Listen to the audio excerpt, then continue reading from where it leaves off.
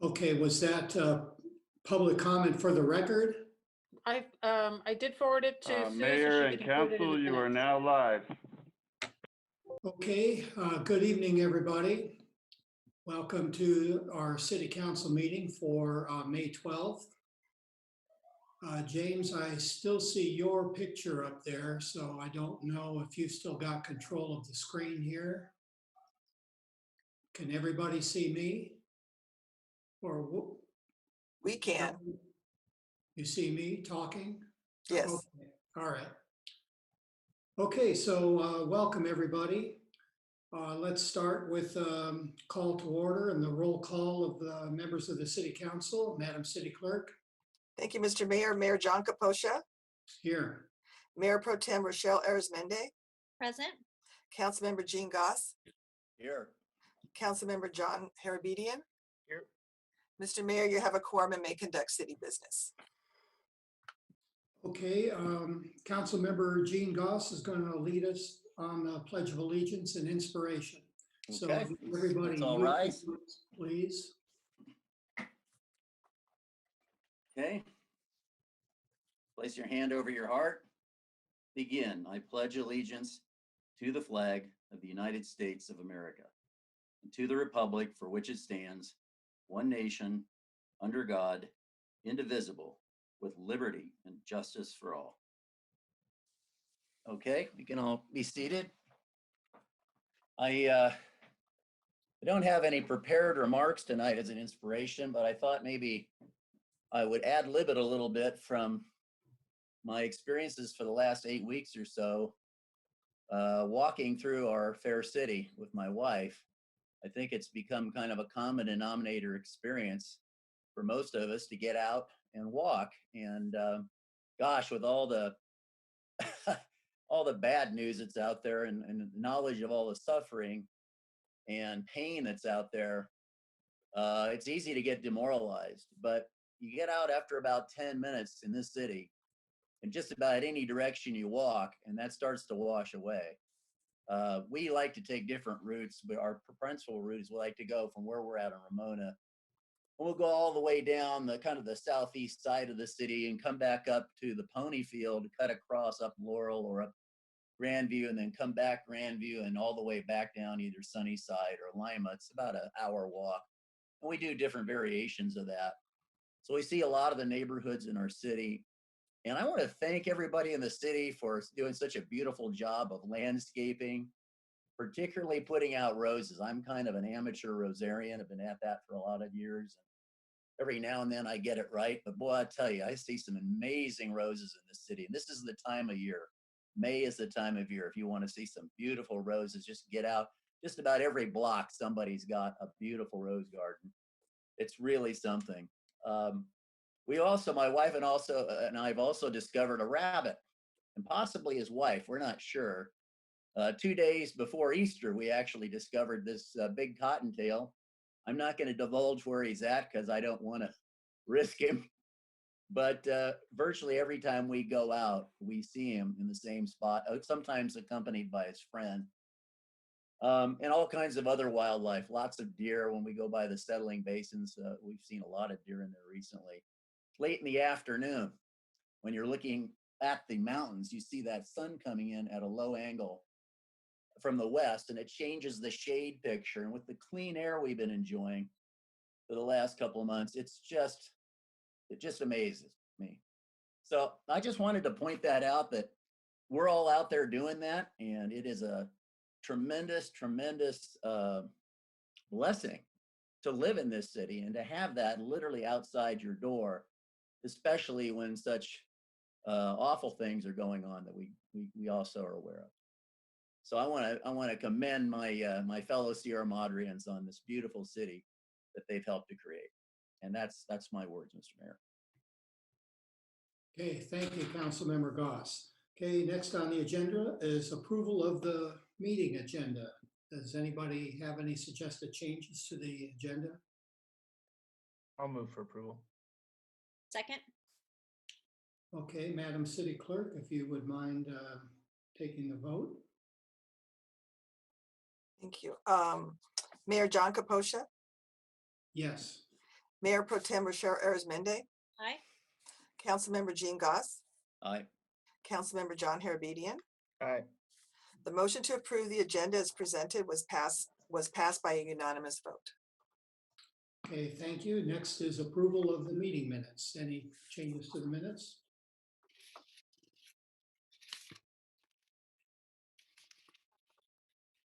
I don't have any. I move to approve. I'll second.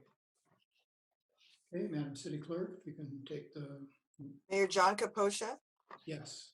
Mayor Pro-Tem Rochelle Arizmendi, Aye. Councilmember Jean Goss, Aye. Councilmember John Harabedian. Aye.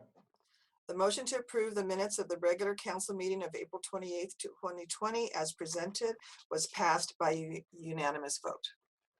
Okay, next on the agenda is mayor and city council reports, but before we get to that, just a reminder to those that might be watching is we will be doing public comment next and asking for any comments on any items that are not on the agenda and also any items on the consent calendar. We're going to do those two together just so we don't take the extra time because there is a little bit of a delay. So if you wish to speak to anything that is not on the agenda, please dial in now. And should I just go ahead and repeat that number that you have to call here? Let me just do that right now. The phone number to call in is 669-900-9128. And the meeting ID is 626-232-0232. Password is 232242. And James, if I can ask you, you will put that up on the screen before we do the public comment, correct? I will do so. Okay, great, thanks. Okay, so back to mayor and city council reports. Anything to report? This is John Harabedian. I don't have anything to report. No report from me, Mr. Mayor. Just one short item is that the Community Services Commission, they did meet this last Monday, and so they have moved forward on the Kirsten Court designs, and so we're excited to get to the next step. Great, thank you. Okay, the only report I'd like to make is I just want to acknowledge just all Sierra Madreans. Our COVID-19 rate of infection, we've only had 6 infections in Sierra Madre, and I think that's the second lowest in LA County. So I just want to thank everybody for doing their best to follow the stay-at-home orders. It's really hard to do, as we all know.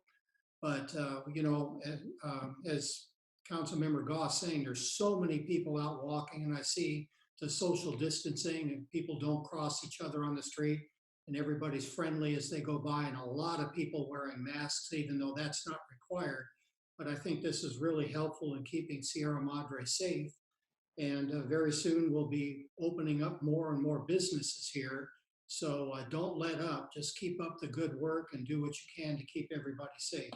So that's all I'd like to say at this time. So thank you, everybody. Now we will open it up for public comment. So is there anybody that is in the queue on the phone that would like to comment on anything that is not on the agenda? And Mayor, again, this is, I'm sorry.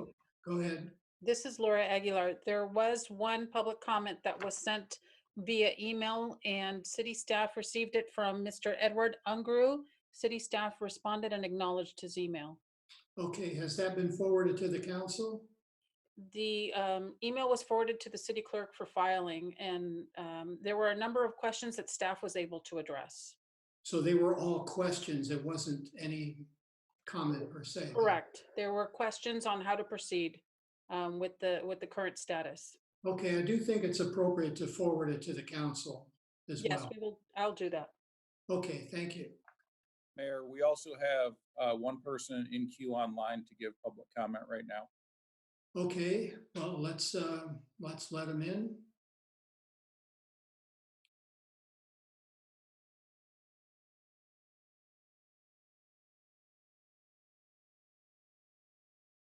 Good afternoon. We are currently taking comments on items from the consent calendar and items not on the agenda. Please provide your name and city of residence. If you are watching this meeting on live TV, please mute your feed to avoid feedback. You will have up to 3 minutes to provide your comment. You are live and may proceed.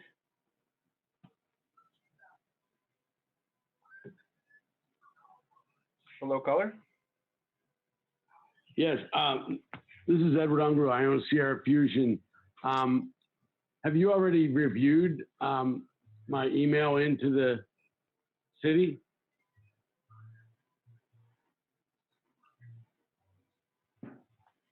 I have Hello? not. Yes, this is John Capocha, Mayor, and again, there'll be a delay here. I have not received an email, so why don't you go ahead and just tell us what your comment is? If you did see an email, maybe it hasn't been forwarded to us yet, or maybe it's not ringing a bell. Maybe if you just explain what it is, maybe we did see it and I'm just not recognizing it from what you said. Okay, I have Sierra Fusion Restaurant, and over the past few days, I've been communicating with City Hall and trying to get the path that I should take in order to be able to construct a tent in our parking lot to the west of our building and back to the back part of our parking lot. And I wanted to know if the city is going to have to be a little lenient on the rules. It's going to be done by a professional company, safe, police safety, fire safety, Board of Health safety involved. I just wanted to get started so that we don't go through weeks and weeks of a process after we get the okay to open. I would like to have it in place prior to getting the okay. Okay, thank you. Do we have another? That's the only caller? There's one more caller in queue right now, Mayor. Okay, we'll answer your question after we hear from the next caller. Then I'll ask our city manager to address that. But I just do want to comment, we're going to try to do everything that is humanly possible to help our businesses succeed. So we'll talk about that. Okay, go ahead and let's let the next caller provide her comment. Mr. Mayor, the other caller that was in queue has dropped off. So at this point, there are no active callers in queue for public comment. Okay, so we'll close public comment at this time. Mr. City Manager, can you explain to us how we're going to manage that to help our businesses with things like that? Yes, thanks, Mayor. We have a meeting with the Chamber of Commerce tomorrow morning at 10:30, I believe, and we're going to discuss a business grant program that the city is going to start, a business loan program that the city hopes to participate in, and then also look at items like parking that the caller referenced. We think we've been doing work on it with planning the past 2 days, and what we think is we can allow, this is a type of use, as long as there's ADA seating still available on site. It'd be a temporary use permit. We would, of course, waive the fee, but that allows us to look at the plans and make sure that everything is ADA accessible. And because it's in a parking lot, it doesn't block ingress or egress, or if it does, if we have proper safety in place. For businesses that don't have parking lots, restaurants that don't have parking lots, I'm sorry, we're also going to look at trying to find a way where the city can provide outdoor seating for them as well, again, ensuring safety and ADA compliance. Are we going to talk about this when we talk about the COVID updates later on the agenda? We certainly can, Mayor. Okay, I just don't want to have a discussion that's not on the agenda. And if that is covered, that topic is covered in that part of the agenda, then we'll talk about it then a little bit more. Okay. All right. Okay, well, thank you, Sierra Fusion, for bringing that up again. We want to do what we can to make this work the best it can for everybody. Okay, so with that, we'll move on to the consent calendar. Madam City Clerk. Thank you, Mr. Mayor. We only have one item on consent. It's item A, adoption of resolution 20-24 of the City Council of the City of Sierra Madre approving certain demands. And that concludes the consent calendar. Are there any questions on the warrants? Seeing none, do we have a motion? I'll move for approval. Second, Okay, Madam City Clerk, can you call for the vote? Mayor John Caposha, Yes. Mayor Pro Tem Rochelle Arizmendi. Aye. Councilmember Jean Goss, Aye. Councilmember John Herbedian. Aye. The motion to approve consent item 1A as presented was passed by a unanimous vote. Okay, thank you. Moving on to discussion items. The first item is consideration of resolution 20-22, calling for and giving notice of the submission to the voters of an ordinance to convert the elected office of city clerk to an appointed office. Madam City Clerk, is there any more? Do we turn this over to you or to?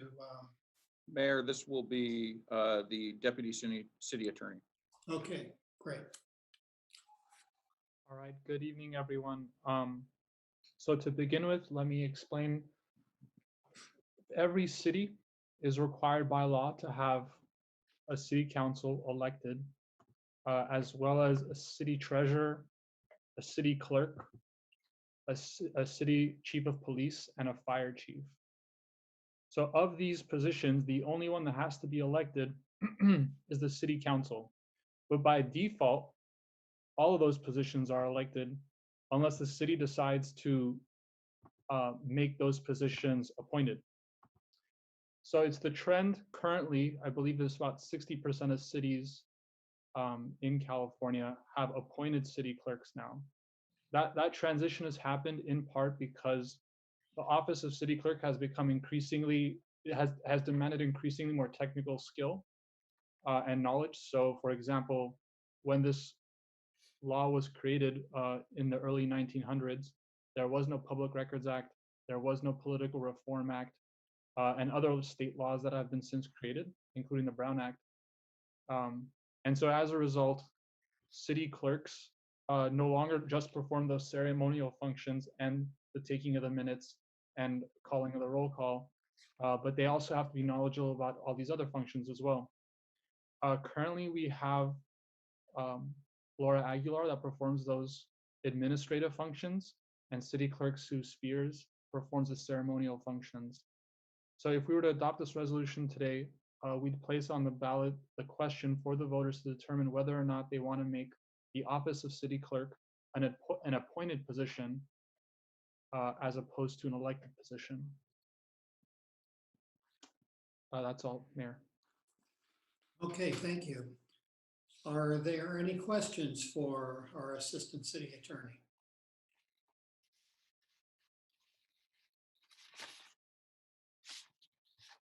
Okay, I do have one question.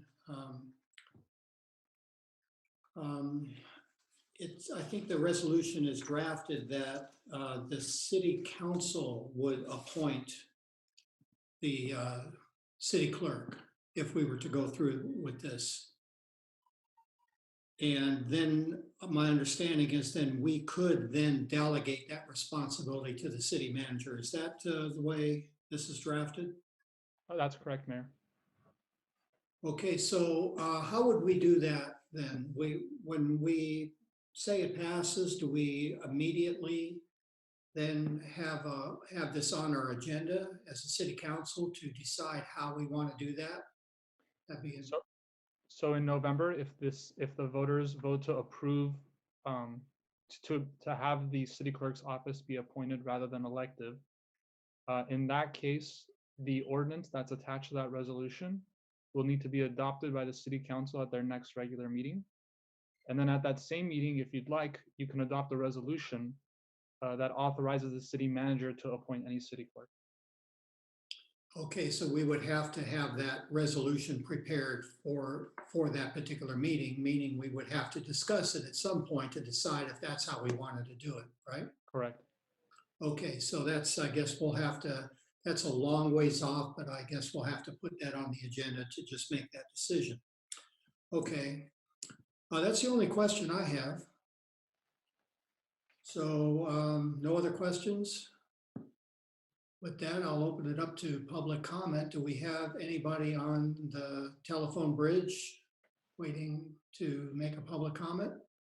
There's no one on queue right now, Mayor. Okay. Madam City Clerk, would you like to comment? Thank you, Mr. Mayor, members of the City Council, and for those watching this meeting on Channel 3 or on the city's website. I was appointed by the City Council to serve as Sierra Madre City Clerk in February of 2018 after the previous city clerk, who was duly elected in April of 2016, resigned in January of 2018 after serving less than 2 years of a 4-year term. Currently, as the Assistant City Attorney said, my duties as Sierra Madre City Clerk are purely ceremonial and limited to attending City Council meetings twice a month, writing the City Council meetings, and signing City Council approved resolutions and ordinances. The other more complex legal and technical duties performed by the Office of the City Clerk includes maintenance of public records, responding to Public Records Act requests, Brown Act monitoring compliance, overseeing the local election process, monitoring of Form 700 conflict of interest statement submissions, and assisting in the development of departmental policies. The legal and technical duties performed by the Office of City Clerk requires that the person be fully trained and work full-time for the city. The duties of the Office of City Clerk are currently completed by a full-time city employee who has gone through extensive technical training and ongoing in-service updates as the laws change on a regular basis. To my knowledge, the city of Arcadia is the only city in San Gabriel Valley in which the elected city clerk's duties are purely ceremonial. The remaining cities have a city clerk who performs the job on a full-time basis. I fully support this proposal and feel that the city would be better served by having a full-time appointed city clerk who is a city employee to make sure that the city is in compliance with all of the legal requirements and technicalities of the job, for failure for which to comply could result in lawsuits against the city and cost the city a great deal of money. I'm not doing the city clerk job for the $3,000 annual stipend, and I do not view this recommendation as a negative reflection on my service as city clerk for the last 2.25 years as your appointed city clerk. I fully support this resolution because it is in the best interest of the city of Sierra Madre. Thank you, Mr. Mayor. Okay, thank you, Madam City Clerk. Okay, with that, we'll close discussion and bring it back to the council for, we'll close the public comment and bring it back to the council for discussion. Is any comments from the council? I would just like to thank the city clerk for her service and her comments, and I fully agree with what she just said. Okay. You can add my voice to that. Thank you, Madam City Clerk, for a eloquent statement. I'm in full agreement with you. Thank you, City Clerk Spears. I know we went through a lot of the pros and cons about this during our last discussion when this came up for an agenda item. So, I'm in support of this effort. Okay, I just feel like, again, I'd like to thank City Clerk Sue Spears for her service. I mean, she's done just an excellent job, easy to work with, a lot of fun to work with, and writes excellent minutes. But again, the reasons we're doing this, again, I think Madam City Clerk explained pretty well. But the other part of it is if we look in Sierra Madre, I think it was the last 7 elections for City Clerk. Only one of those elections was contested.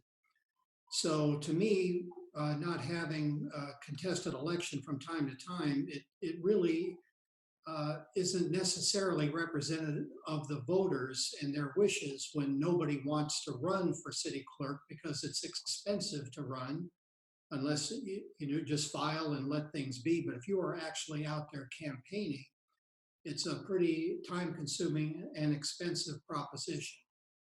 So with that, I just think it's much, much better to have the city clerk accountable to elected officials that go through a contested election from time to time. And this way there is, accountability to make sure that the laws are followed the way they need to be. So I think the trend is for that reason. There's a reason why more and more cities are converting to an appointed city clerk. So again, I think it's the right thing to do. So that's why we're here. So anyway, with that, I'll close discussion, and do we have a motion?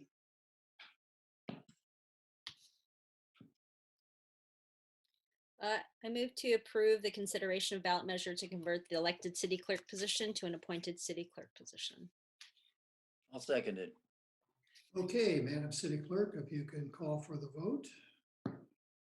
Mayor John Caposha, Yes. Mayor Pro-Tem Rochelle Arizmendi, Aye. Councilmember Jean Goss, Aye. Councilmember John Harabedian. Aye. The motion to approve Resolution 2022 as presented was passed by unanimous vote. Okay, thank you very much. Thank you. Okay, move on to the next discussion. There's 4 resolutions that are we do every year for the upcoming election. So we'll turn that over to Laura Aguilar, who is our Assistant City Clerk. Thank you, Mr. Mayor. The next municipal election in Sierra Madre is scheduled for Tuesday, November 3rd, 2020. It is necessary for the city to adopt a number of resolutions to approve that election. Before you this evening are 4 resolutions. Resolution number 20-25 is a resolution for candidates for elective office pertaining to candidate statements. Resolution number 20-26 is a resolution requesting the Board of Supervisors of the County of Los Angeles to render specified services to the city of Sierra Madre relating to the conduct of a general municipal election to be held on November 3rd, 2020. And Resolution 20-27 is a resolution providing for the filing of rebuttal arguments for city measures submitted at municipal elections. That would be the ballot measure that the Assistant City Attorney prepared and that you approved prior to this item. And then Resolution number 2028 is a resolution authorizing certain council members to submit arguments regarding a measure to convert the elective office to the city clerk to an appointed office. Now the election in November will have 3 seats for city council. 2 of them will be full-time, full-term 4-year seats. And the 3rd remaining seat is part-time. It's to fill the vacancy left by Councilmember Denise Del Mar when she resigned in October of last year. There's also the seat for the city treasurer and a seat for city clerk. And that concludes my presentation. I'm available for questions if you have any. Okay, thank you. Are there any questions? I have one, Mr. Mayor. My only question is, to the extent that we wanted to put something else on the November ballot, what we're passing tonight doesn't exclude us from doing that at a future council meeting, correct? That is correct. If the council chooses to put a 2nd or 3rd or as many ballot measures on the November ballot, you have until August to do that, August 7th to be precise. Thank you. So with this, we don't have the timeline for any of these, do we? I mean, for the thing like the arguments for and against, are you going to publish the timeline for that in the future? Yes, that will be published along with the nomination period. At this time, the nomination period for candidates is expected to be July 13th through August 5th. And that will all be published in the newspaper as well as through social media and on the city's website also. Okay, great. Thank you very much. Any other questions? Just a question. So in terms of process procedure, so the city clerk office will still be up for election for this upcoming election in November. And then if the measure passes regarding appointing a city clerk, will the city, if there's an elected city clerk, that person would still serve a term? Um, Councilmember Arizmendi, no, so if the voters choose to have an appointed city clerk, that would nullify any election of an elected city clerk. Thanks for the clarification. Okay, hopefully that will discourage anybody from running for city clerk.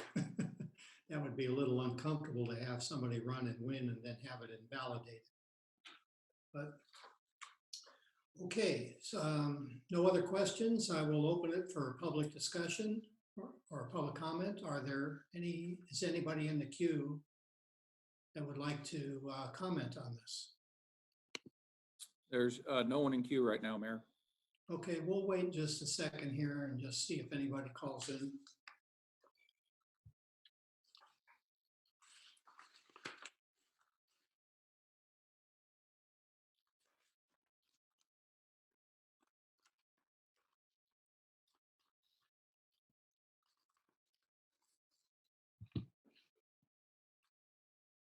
Okay, I don't see any calls coming in, so we'll close public comment period and bring it back to council for discussion.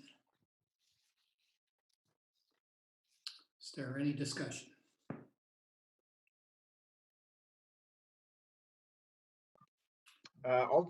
Pending any discussion, I'll move for approval. Okay, do we have a second? I'll second it. Okay, Madam City Clerk, if you can call the vote. Mayor John Caposha, Yes. Mayor Pro-Tem Rochelle Arizmendi, Aye. Councilmember Jean Goss, Aye. Councilmember John Harabedian. Aye. The motion to approve the following resolutions as presented was passed by unanimous vote. Resolution 20-25, Resolution 20-26, Resolution 20-27, and Resolution 20-28. Thank you, Mr. Mayor. Thank you. Okay, next on the agenda is discussion of various orders and regulations to address COVID-19 and the state's proposed plan to reopen the state. Thanks, Mayor. The Assistant City Attorney is going to go over the multiple safer at home orders and provide a timeline for when they went into effect and which apply currently. And then at council's discretion, we're happy to talk about other topics regarding the city's response, including businesses reopening. All right, thank you, city managers. So this timeline you have before you is to explain a number of things. First, which entities are creating orders, are adopting orders. Second, how these orders are related to one another. And third, we're going to get into some of the details of these orders. So James, if you're able to scroll over the March 4th date so folks at home know where we're at. Thank you. So as you may know by now, on March 4th, the Governor Newsom proclaimed a state of emergency. So just to clarify, the state of emergency declaration is different than the stay-at-home order. So if the governor lifts the stay-at-home order, the state of emergency or the state of emergency proclamation will still remain in place. And a lot of deadlines are actually tied not to the stay-at-home order, but to the state of emergency declaration. On March 12th, the Governor Newsom issued Executive Order N-2520, directing all residents to heed orders of state and local public health officers. On March 16th, the LA County Health Officer ordered the closure of high-risk businesses. So if you remember, the first businesses to close were the gyms, the movie theaters, those types of businesses. So you might ask yourself, well, why does LA County's health officer get to govern in Sierra Madre? Well, LA County's health officer is our health officer because our city we don't have our own health officer. The only cities in California that have their own health officers are Pasadena next door, Long Beach, the city of Vernon, and the city of Berkeley. So for every city, except for those cities that I just named, for all of them, their public health officer is their county health officer. And so the county health officer has jurisdiction in Sierra Madre. On March 17th, our city adopted Resolution 2012, declaring a local state of emergency. And then on March 19th, the LA County Health Officer ordered closures of more businesses. On that same day, the state health officer, because every county has their local public health officer, and the state also has its own public health officer.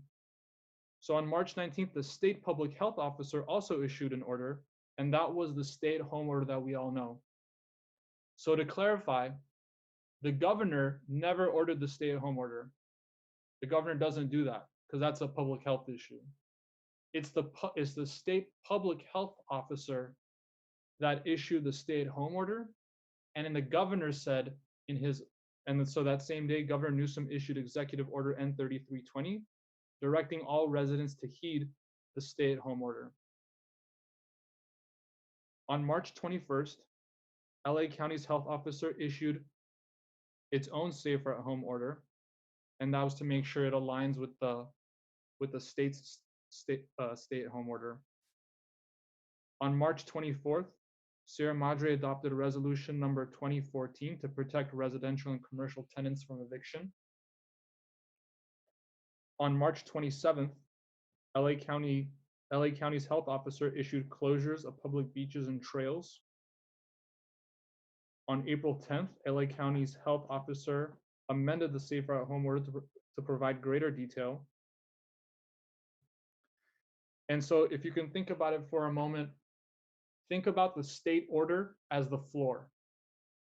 No one can do anything more lenient than the state's order. Above the state's order is the LA County order. And so cities can't do anything more lenient than the LA County order. And then so above that is the city order. So businesses can't do anything that would conflict with either the city order, the county order, or the state order.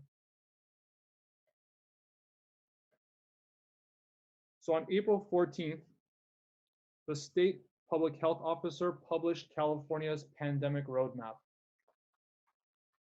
And so that pandemic roadmap, as you may know by now, is a 4-stage plan. We were in the first stage of the plan, which was basically the safer-at-home order in place, and only businesses that were among the 13 essential, that fell within the 13 essential critical infrastructure sectors were permitted to operate. However, now, as of May 8th, we're in the second stage. Really, we're in the first phase of the second stage, because the second stage is going to be a phased-in reopening. And so during the second stage, we're going to have low-risk workplaces reopen. During the third stage, we're going to have high-risk workplaces reopen. And the fourth stage is the lifting of the safer-at-home order.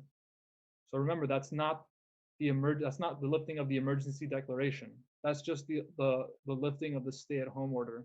The emergency declaration may continue. On May 4th, Governor Newsom issued Executive Order N6020, directing the state health officer to establish criteria for transitioning through the 4 stages for the reopening. And you can find that criteria online. There are basically 5 separate steps or 5 separate criteria that the state health officer is evaluating in order to determine whether to move from stage 2 to stage 3, and then from stage 3 to stage 4. On May 7th, the state public health officer modified the stay-at-home order to begin the first phase of stage 2 to start on May 8th.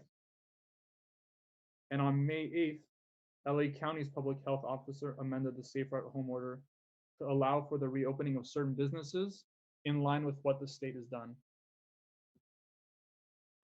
So at this point, I think it might be worth noting, you may have heard of some counties varying from this standard created by the state. There is a fast track option for some counties. They can apply for a variance, and so they can basically reopen their businesses faster in stage 2. that option really isn't open to LA County. It's more open to the rural counties because you have to show that I think it's you haven't had any infections, or you've only had one infection per 10,000 people within the past 14 days, and no deaths over the past 14 days. So that exemption makes sense for some of the rural counties up north. I believe they're already, I think about half the state might qualify for that, but LA County isn't one of them. And so we are in the first phase of stage 2. So that if you look at what can be open in stage 2, it talks about a lot of things, including shopping malls, swap meets, car washes, pet grooming, dine-in restaurants. That's all within stage 2. However, that's going to be a gradual opening. We're only in the first phase of stage 2. And in the first phase, what we have open currently is curbside pickup for bookstores, jewelry stores, toy stores, clothing stores, music stores, florists, and other stores that are part of the supply chain supporting those businesses. So with that, I can take any questions that you may have regarding any of these stay-at-home orders, our own local order, or how these orders relate to one another. Okay, do we have any questions? I do. Mr. City Attorney, I noticed this today that LA County's public health officer had announced that it's likely going to extend the stay-at-home order until July. So do we know how that will affect these stages, if at all? Sounds like it won't, but I just want to make sure I'm clear as to what the announcement today, if at all, how it affected the business openings. Right. So it shouldn't affect, I mean, it will affect overall the length of the stay-at-home order. So it's going to be more drawn out, it seems. But just because the stay-at-home order is in place doesn't mean that business won't be opening. We will be moving through stage 2 and stage 3. So we can expect within the next couple of weeks, dine-in restaurants operating at a lesser capacity.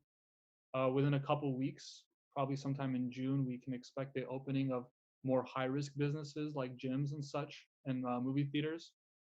But because they're contemplating extending the stay-at-home order, it's probably going to happen over a longer period of time.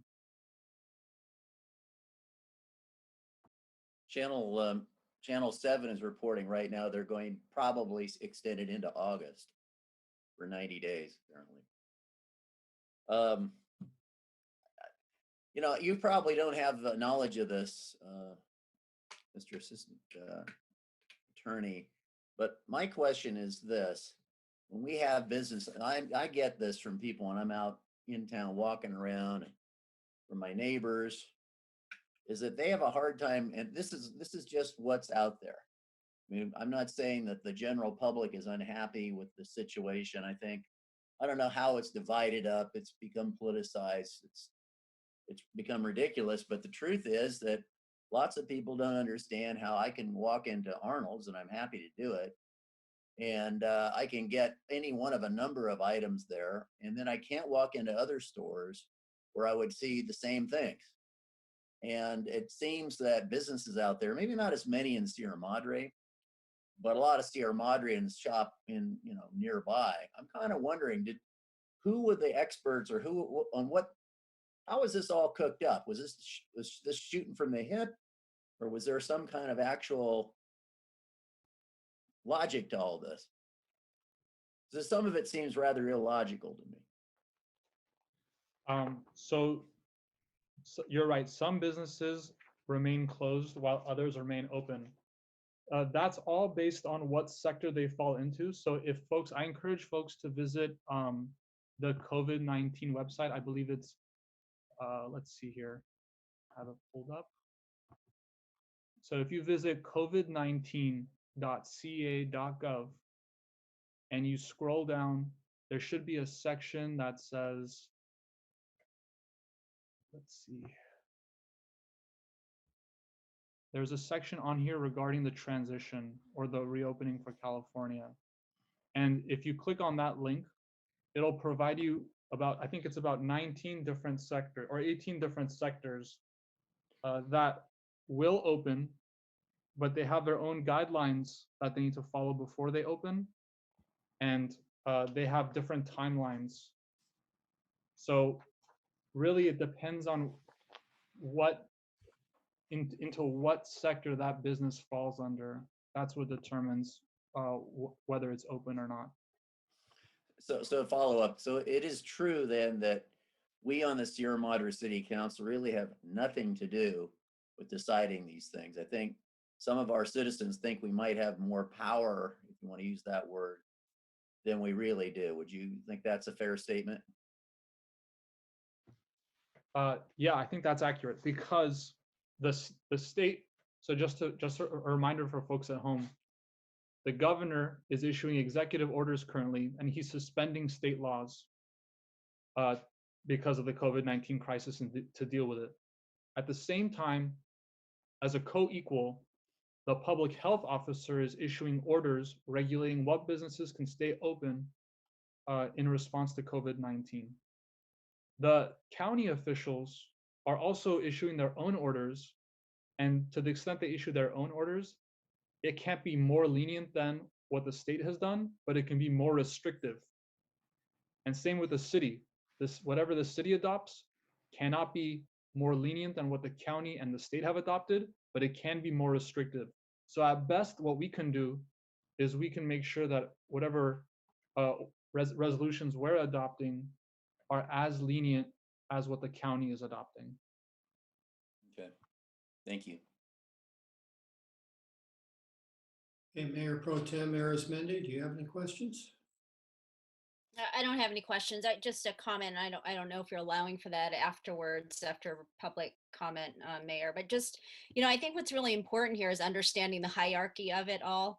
I think many of my fellow colleagues here were getting multiple emails, and just like Councilmember Gossett shared, is why can't you do more? What you should be doing this. But we really are restricted by these several layers that have higher authority in terms of these types of orders. So it's helpful to see it. It's sad to think how many levels of or layers have more say than we do. But I think it's informative and it's helpful for not just us on the council, but also for the residents to see this. And thank you for the timeline. That was helpful too. Okay, thank you. I have a question. Do you feel that the criteria for moving to stage 2 is really quantifiable? I mean, I'm just looking through the package. We have a series of slides, and this is, I think, on page 47 out of 51, if anybody wants to look around. But the header here is, when are we ready for stage 2? And it lists key indicators. So hospitalization and ICU trends stable. What does stable mean? I mean, we're already moving into stage 2, but not a full stage 2, with the opening of retail for curbside pickup. Hospital surge capacity to meet demand. How much surge capacity do we need? Sufficient PPE supply to meet demand. I don't know what these things mean. Are these quantified somewhere else? Mayor, so I don't want to speak for Dr. Ferrer or Pasadena's health officer, but in the updates we get frequently with them, when they talk about moving through the phases, they talk about in the beginning, when everything was shut down, that was designed to give us time to build a response, to give us time to develop new medicines. And we didn't really understand much about the disease when it first came here.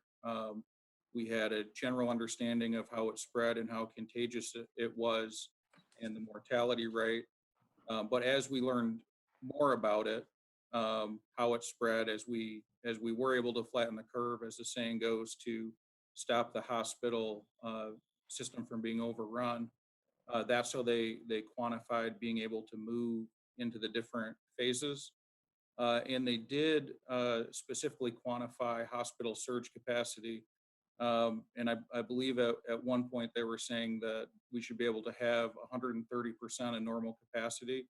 And I believe as a state, I don't believe we ever exceeded 68% of capacity. Now, also other states have quantified very publicly what PPE means, how much you have to have. I think New York State was the first one to put out those guidelines. Here, the hospitals have guidelines as well. And as we learn more about the disease, how it spreads, and our ability to continue to treat patients as they come in, that's how Dr. Ferrer is determining when we can move in between phases.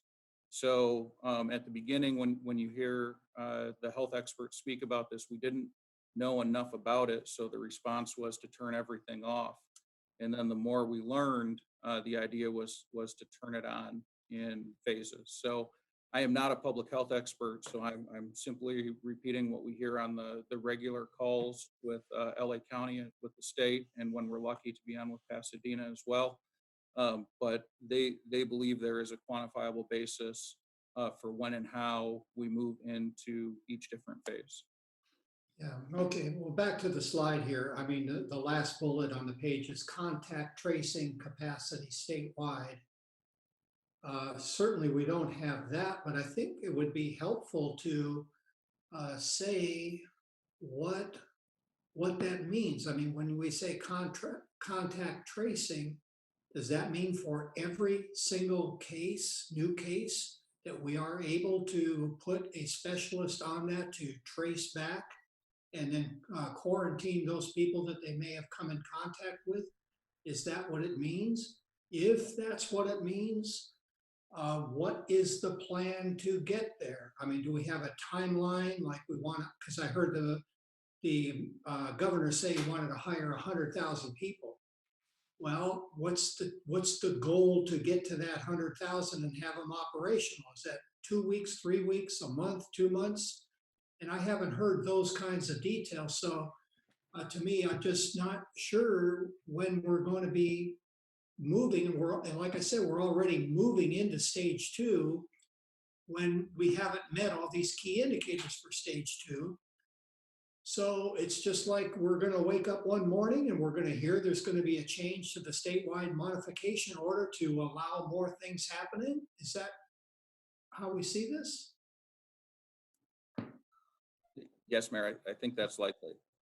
I think when some of the indicators were put out, they were put around number of new cases, number of declining cases, and that didn't really take into account the fact that we were substantially increasing the amount of cases that were done. So even as our percent positive test rate decreases, our gross number of cases increases, and that's because we're testing so much more. Yeah. So I think some of the items that were put down will not be met as we move through the phases. And I also think you're also seeing in real time a political struggle between public health recommendation and what's best for the economy. And the public health experts are looking at it from only one perspective and economists from another perspective. So I do think you're going to see phases move before initial guidelines were met. And I think we've already seen that a little bit where we went into a soft phase 2, as the governor called it, which kind of caught everyone by surprise as we were planning to move into phase 2 as the original announcement on the 15th of this month. Yeah. Okay, I wish they would put together like a dashboard with quantifiable indicators that we could then see how we're doing against. And if we're not meeting something, then what do we need to do to get back on track, you know? So it's a little frustrating, but okay. Yeah, So, Mr. Mayor, I was about to jump in exactly on that point because I've been somewhat frustrated by the lack of data as well.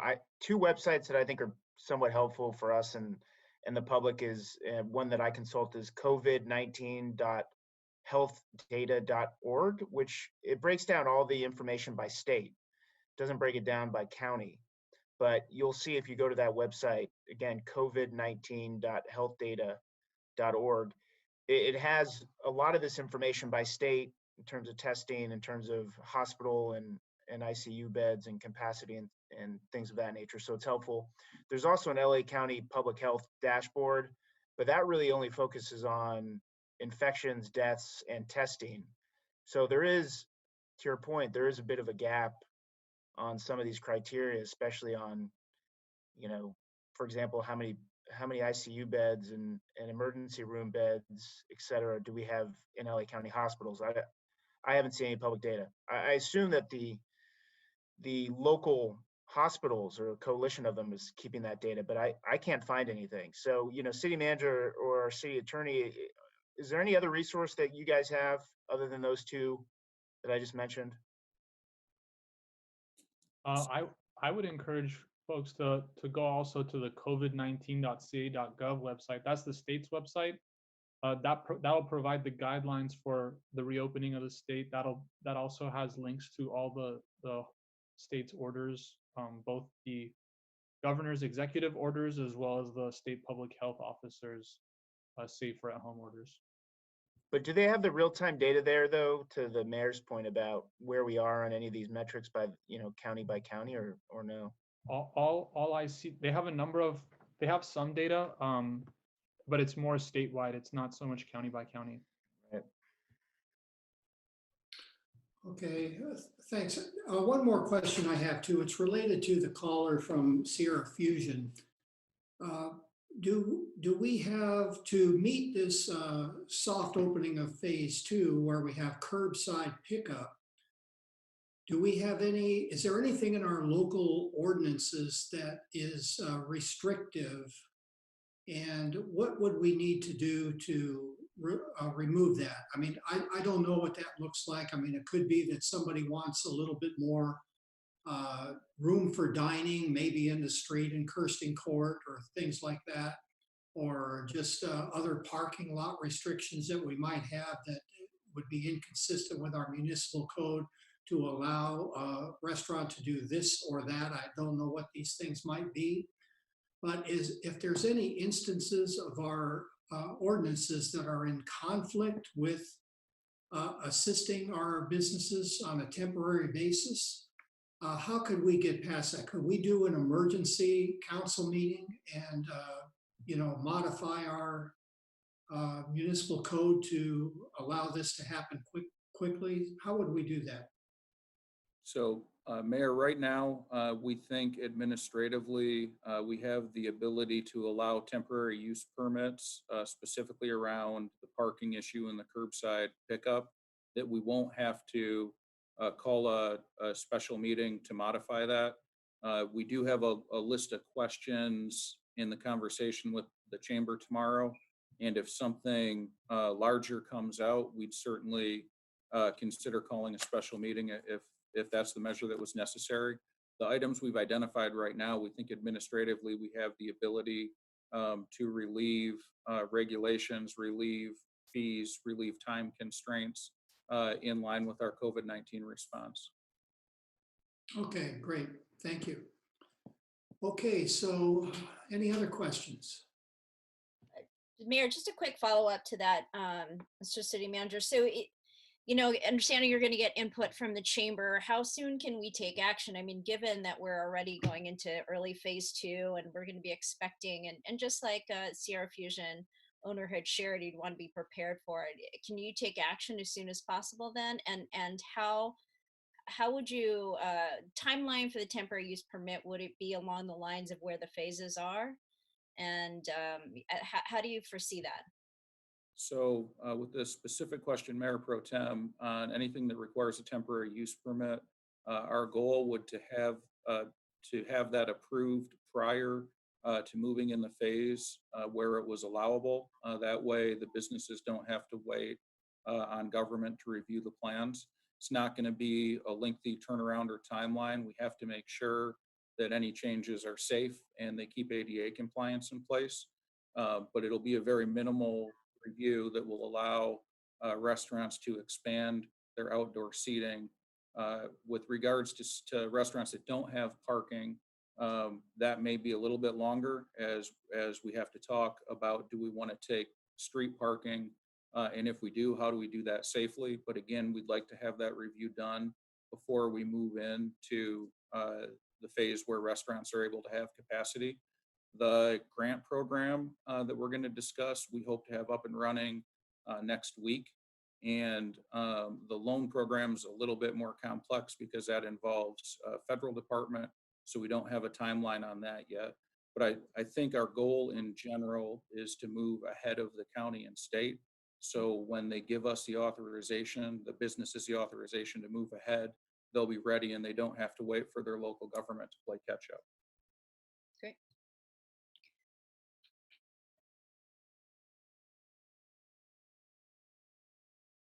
Any more Councilor questions? Hardeen, just a correction here. Apparently there is, I'm looking at it right now, there is some county-wide, it's actually county by county data, both on the hospitals as well as rates of infection and demographic information and deaths and such On the state website. on the state website. though. Great. Okay. Okay, with that, we'll open it up for public comment. Do we have anybody in the queue on the telephone line? Currently, Mayor, we have one person on queue. Okay.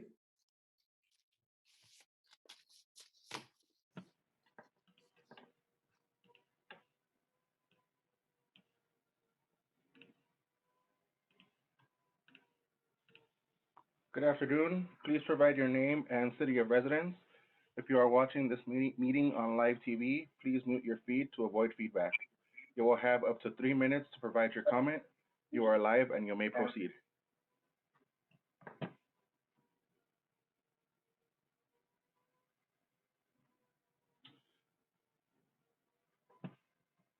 It appears that the caller hung up when they went live. So at this point, we have no more callers for public comment. Okay, well, with that, I'll close public comment and bring it back to the council for discussion. Any other comments or?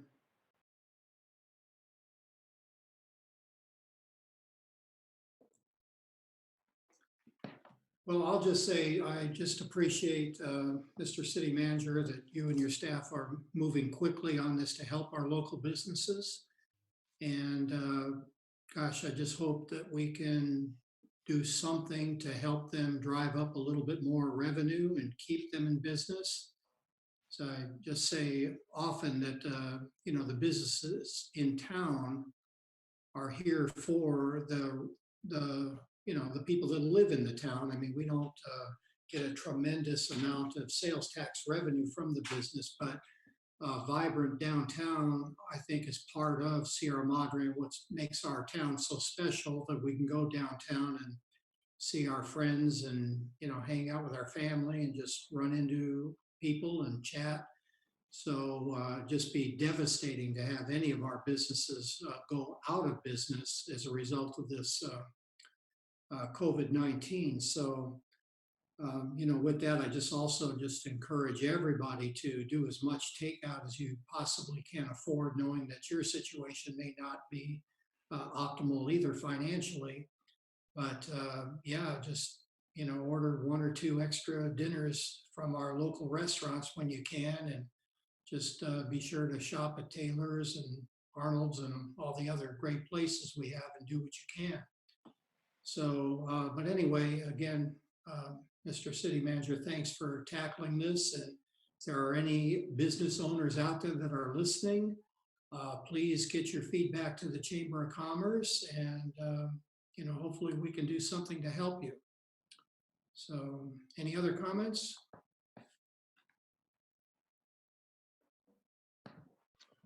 No, I'll just echo that. And I think a lot of the comments or the questions that Councilmember Goss had, I think, are pertinent here too. Just knowing that there's a lot of businesses out there that are shut, that are wondering when they can open up. And there is probably a lot of anxiety and a lot of bewilderment as to why certain businesses are open and others aren't. And I think that part of this process is trying to get more information and figure out when we can get all businesses back open. But I think to, the mayor's point, I think the restaurants, it's easy to order takeout. there's a lot of businesses out there that, you might not be able to buy a meal from them. So, whether it's your local gym, your local, you know, bookstore, your local clothing store, try to come up with ways in which you can support them. And I think a lot of people are trying to do that. And we have the Sierra Madre Thrives initiative right now that I think is going quite well with the food, which I think probably, Councilmember Arizmendi has done a good job to push that on social media, and I think everyone is taking part in it. But I think we are going to try, as a council to get some help here through grants and loans and things like that, which, the everyday citizen doesn't really have at their disposal. And I think that is really something which we are now as a staff and as a city focused on. So hopefully we can get these grants and these loans in place. They probably won't be much, frankly. If you look at what the other larger cities are doing, it's not a whole bunch of money, but hopefully we can do it. Okay, thank you, Councilmember Harabedian. Okay, well, with that, there's no action required on this. So with that, we'll close this particular topic and move on to the next, which is a report out from the California Mayor's Coalition. So, Thank you, Mayor. Mayor Capocha joined the California Mayors Coalition along with a number of local mayors, Glendora, Arcadia, and Monrovia, the closest to us. The Mayors Coalition calls on the governor to mandate free, widely available testing, to mandate that CalPERS freeze their current discount rate for 2 years, to appeal to the federal government for additional funding allocation to localities below the current threshold of 500,000, ask for a sales tax reprieve when the governor issued sales tax deferment. The Mayor's Coalition is asking the state to advance that sales tax so local cities are not disproportionately impacted, and to set aside funds for workforce development programs and increased economic development funding. Since the coalition started, they're now asking the cities whose mayor joined to have the city council formally adopt a resolution and send a letter outlining those 5 points to the California congressional delegation. And staff is happy to take the direction of the city council. okay, is there any questions?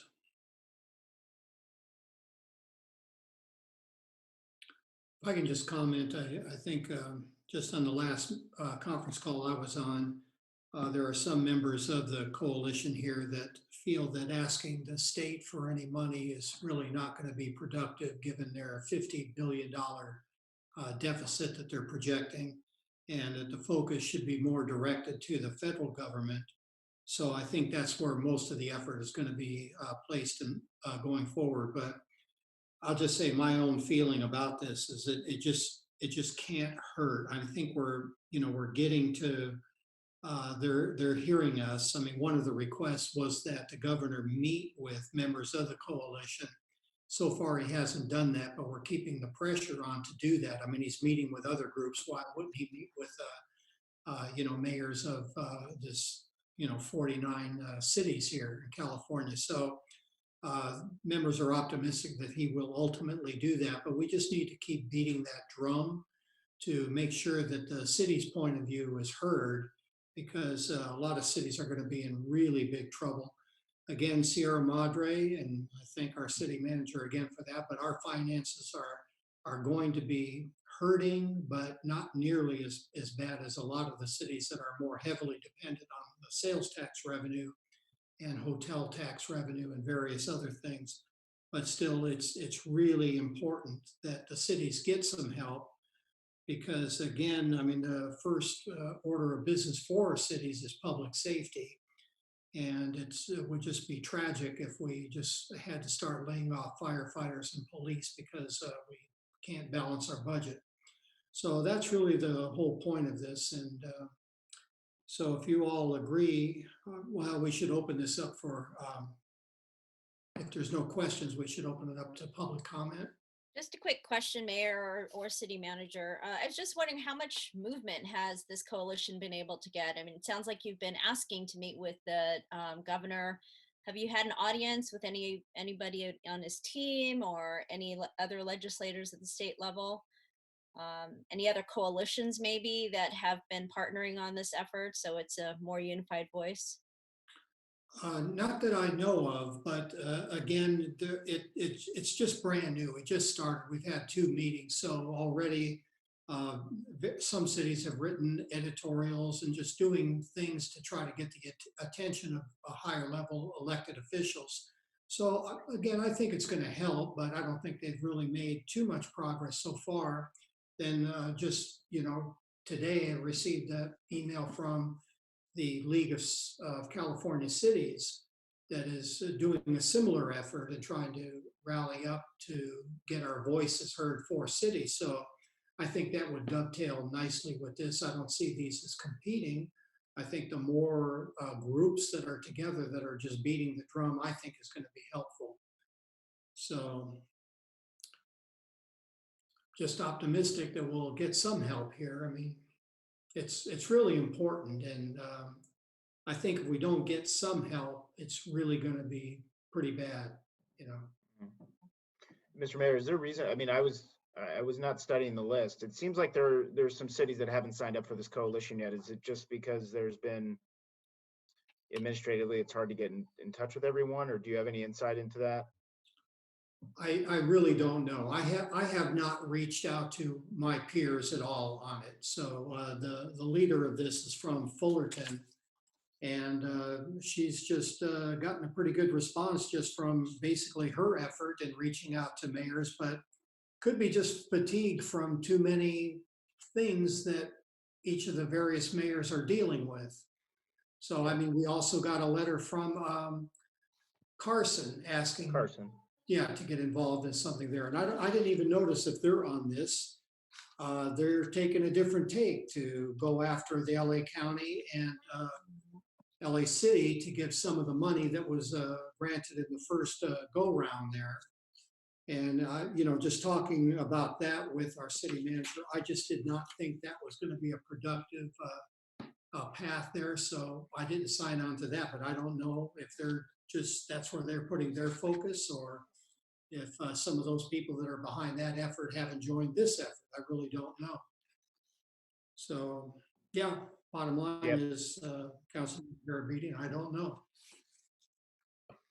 Yeah, fair enough.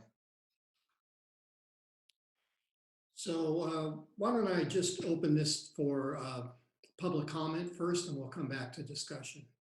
So is there anybody in the queue for public comment? We have no one on queue for public comment at this time, Mayor. Okay, we'll just leave it up there for just a second and see.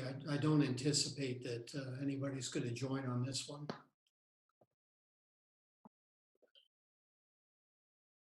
Mayor, while we wait, I just wanted to announce that the state just published its guidelines for dine-in restaurants. So for those restaurants that want to start the process of encouraging patrons to dine in, they need to comply with those guidelines, which just got posted to that covid19.ca.gov website. Okay, great. Yeah, if you could pass that along to us, that'd be great. Just send the link to us, or direct link. Mayor, we'll have that up on our social media tomorrow morning. Great. Okay, so I see that there's nobody interested in commenting on this, so we'll bring it back to the council for discussion. So yeah, my recommendation would be to just come up with a resolution in support of this, and just hope for the best. Again, I don't see any downside to supporting it. Yeah, and I appreciate that the coalition and you, Mayor, also just mentioned that, it's going to be extremely difficult, if not impossible, to actually get money from the state government, given the projected $50 billion deficit. But I think some of these proposals are, it would impact future revenue for the state, but it's not asking for dollars up front. And I think some of these really have some validity in consideration as to what they can do now to help cities. So I like the direction of where this is going, and I'd support it also. And like you said, I know there are other coalitions that are out there where we may not be so aligned and/or may not be worth our time and effort to put into, fights that I just don't think will be won. But I like what's being said here with this coalition, and I'd like to see us support it. Okay, thank you. I'll go, I agree. Really can't add anything to that. I think it's a good idea. Same with me. Okay, so Mr. City Manager, you have direction. If you can put together a resolution for us. Mayor, I misspoke when I said resolution. They actually just want you to approve the signing and sending of the attached letter to the delegation. So it doesn't have to be a resolution, but the letter they drafted is what should be sent. I apologize. Okay, great. We'll do that. Okay, thank you. So that's it for items on the agenda. Are there any future items? Mr. Mayor, I would propose agendizing a conversation along the lines of what we've just passed for the city clerk, to have a discussion about the city treasurer as well, about converting that to an appointed position rather than a elected position. Okay, I'd support that. Okay, anything else? Okay, with that, do we have a motion to adjourn? Move to adjourn. Second. Okay, I don't think we need to do a roll call vote on this one. So with that, we will adjourn. Okay. Thanks, everyone. Good night, everyone. Good night, everybody. Night, everybody.